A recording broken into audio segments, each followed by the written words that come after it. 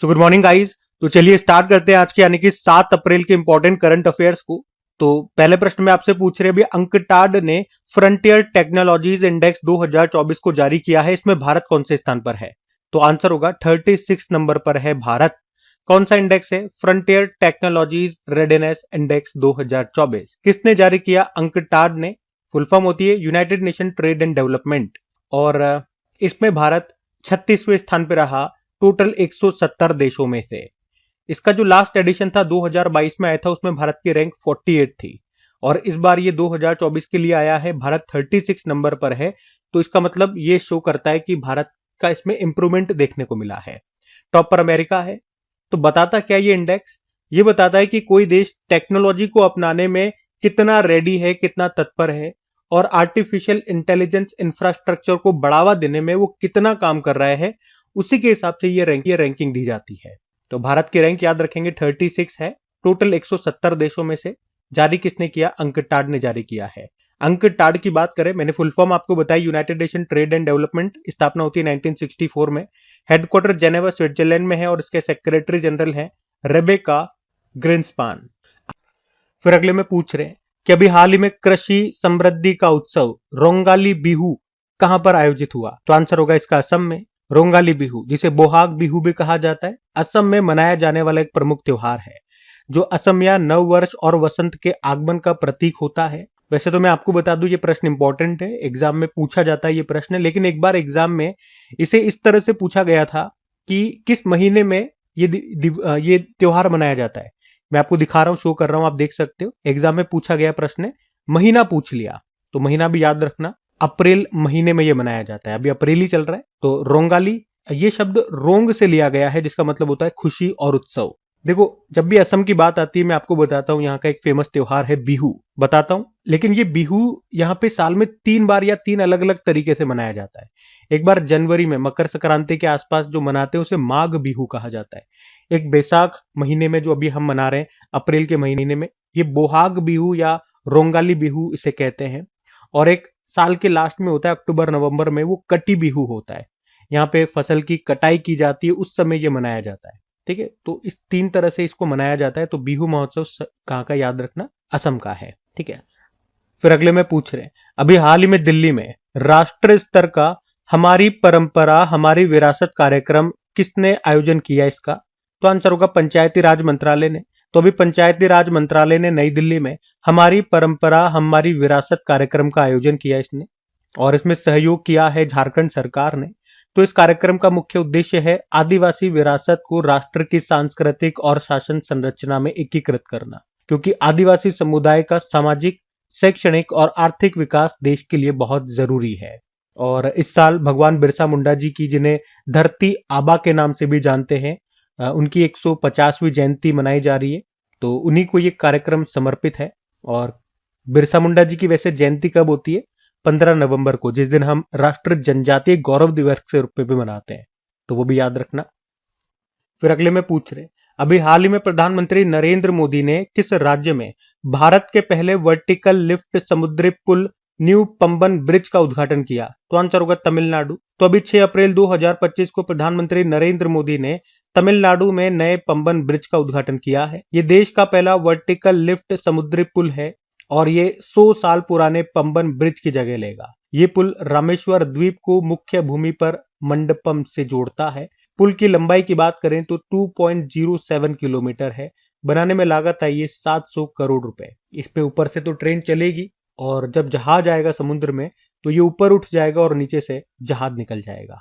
तो अभी इसका मोदी जी ने उद्घाटन कर दिया, ये ध्यान में रखना। अच्छा, इसकी लंबाई तो 2.07 किलोमीटर हो गई। अगर ये बात करें, ये लिफ्ट होता है ना, ऊपर की तरफ उठता है, तो कितनी हाइट तक ये ऊपर उठ सकता है? तो 17 मीटर, ये भी याद रख लेना। जब जहाज आएगा तो 17 मीटर तक ये जो वर्टिकली लिफ्ट होने वाला जो इसका ये वाला हिस्सा है, ये ऊपर उठ जाएगा इतना 17। फिर अगले प्रश्न में पूछ रहे हैं, हाल ही में अग्निशमन एवं बचाव सेवाओं का डीजीपी किसे नियुक्त किया गया? तो आंसर हो जाएगा सीमा अग्रवाल को। तो अभी आईपीएस ऑफिसर सीमा अग्रवाल को फायर एंड रेस्क्यू सर्विसेज का डीजीपी नियुक्त किया गया है। वे किनका स्थान लेंगी? आभाष कुमार का स्थान लेंगी। तो सीमा अग्रवाल का नाम यहाँ पे आपको याद रखना है। फिर अगले में पूछ रहे हैं, कि अभी हाल ही में वित्त वर्ष 2025 में कार्गो हैंडलिंग में शीर्ष स्थान किस बंदरगाह प्राधिकरण को मिला है? तो आंसर हो जाएगा पारादीप बंदरगाह। तो पारादीप बंदरगाह ये है कहां पर? उड़ीसा में है। और वित्त वर्ष 2024-25 कार्गो हैंडलिंग के मामले में ये टॉप पर रहा है। कार्गो हैंडलिंग मतलब जैसे जहाजों पर लोडिंग अनलोडिंग करना, सामान उतारना चढ़ाना, तो ये सब कार्गो हैंडलिंग का मतलब हो गया। तो फाइनेंशियल ईयर 2024-25 में कार्गो हैंडलिंग के मामले में ये टॉप पर रहा है, ये आपको याद रखना है। पिछले साल भी ये पहले स्थान पर ही था। और पूछे दूसरे स्थान पर कौन है? तो दीनदयाल पोर्ट जो गुजरात में है, जिसे पहले कांडला पोर्ट के नाम से जानते थे।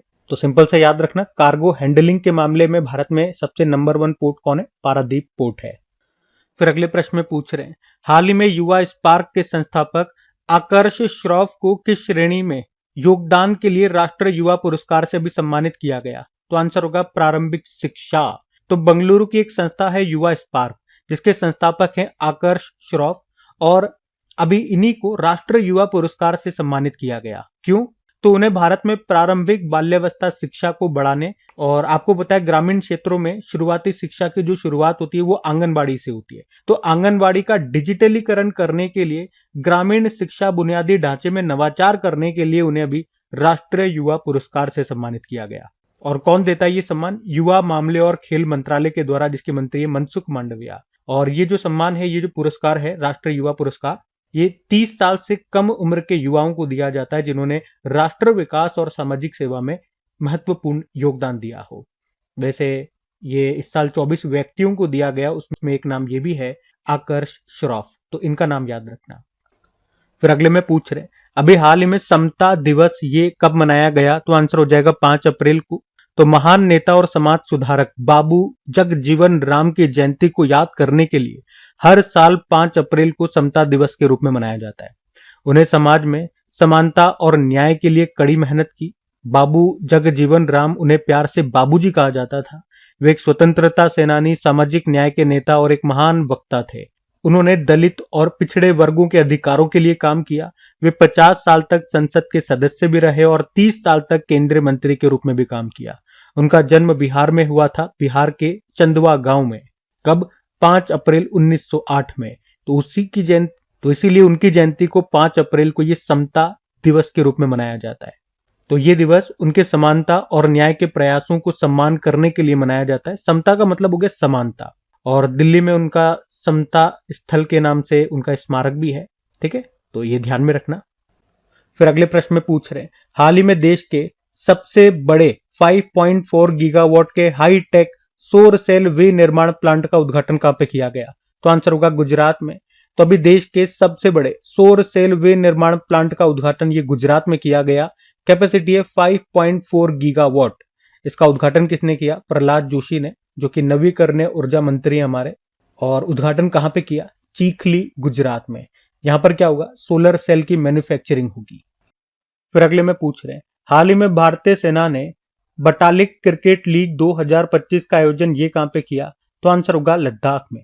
बटालिक क्रिकेट लीग 2025, इसका आयोजन भारतीय सेना ने किया। कहां पे? लद्दाख में। लद्दाख में जो जुब्बर स्टेडियम है वहां पे। उद्देश्य है सामुदायिक विकास को बढ़ावा देना, खेलों को बढ़ावा देना और स्थानीय युवाओं को जोड़ना। तो ये ध्यान रखना। तो कल पहला प्रश्न आपसे पूछा था, प्रधानमंत्री नरेंद्र मोदी को किस देश का सर्वोच्च सम्मान मित्रा विभूषण से सम्मानित किया गया? श्रीलंका। और अभी अप्रैल को किस देश ने बिम्स्टेक की अध्यक्षता संभाल ली है? तो आंसर होगा बांग्लादेश। फिर पूछा, राष्ट्रीय समुद्री दिवस कब मनाया जाता है? 5 अप्रैल को ही। एशियन क्रिकेट काउंसिल के नए अध्यक्ष बन गए हैं मोहसिन नकवी। किसने राज किसान सुविधा ऐप को लॉन्च किया? राजस्थान। और 2035 का फीफा महिला विश्व कप किस देश के द्वारा आयोजित किया जाएगा? यूके। किस राज्य ने सन्ना बीएम योजना शुरू की है? तेलंगाना। और केंद्र सरकार के आयुष्मान भारत प्रधानमंत्री जन आरोग्य योजना में शामिल होने वाला 35वां राज्य या यूनियन टेरिटरी कौन सा बन गया? तो आंसर होगा दिल्ली। और डीआरडीओ ने किस देश की कंपनी के साथ मिलकर मध्यम दूरी की सतह से हवा में मार करने वाली मिसाइल को विकसित किया? इजराइल। और अभी अप्रैल में संयुक्त राष्ट्र खेलों का दूसरा संस्करण कहां पे आयोजित किया जाएगा? तो आंसर होगा न्यूयॉर्क। चलो कल का भी होमवर्क प्रश्न देखते हैं और सेशन एंड करते हैं। तो कल के वीडियो में आपसे पूछा था, भारत की पहली पुनर्बीमा कंपनी कौन सी बन गई है? निजी पुनर्बीमा कंपनी। तो आंसर होगा वैल्यूएटिक्स री इंश्योरेंस। आप सभी ने प्रश्न का बिल्कुल सही उत्तर दिया। अब ये आज का आपका होमवर्क प्रश्न।